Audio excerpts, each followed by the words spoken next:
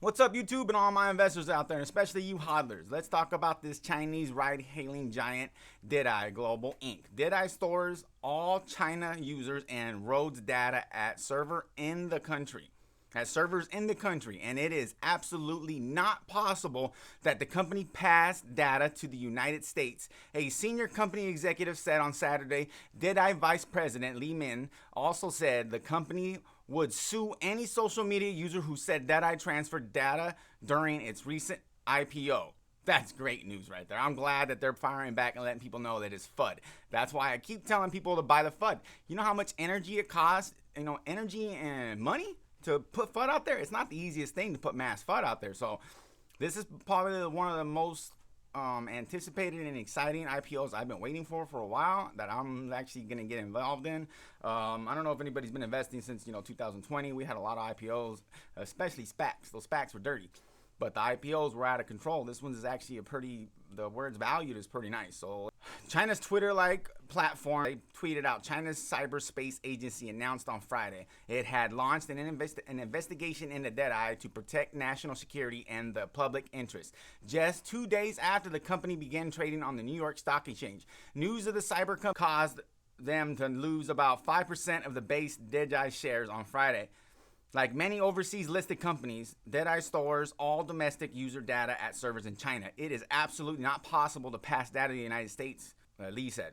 The cyberspace agency did not provide details about the investigation on Friday, but it said would prevent security-related risks, citing China's national security law and cybersecurity law. DIDI said on Friday conduct an examination of cybersecurity risk and would cooperate fully with the relative government authorities. It also said apart from its suspension of new users registration in China, it was operating normally.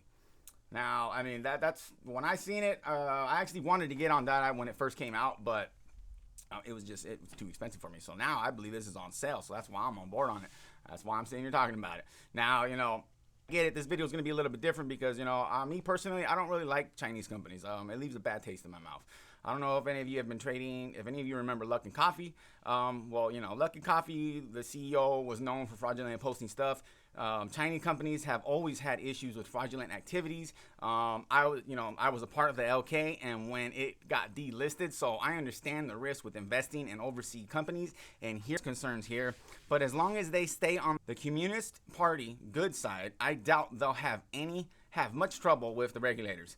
The antitrust worries stem from a report that China's market regulator is probing whether DIDI unfairly snuffed out smaller rivals and if its pricing practice have enough transparency. The investigation comes as the country has scrutinized other companies like Alibaba and Tencent.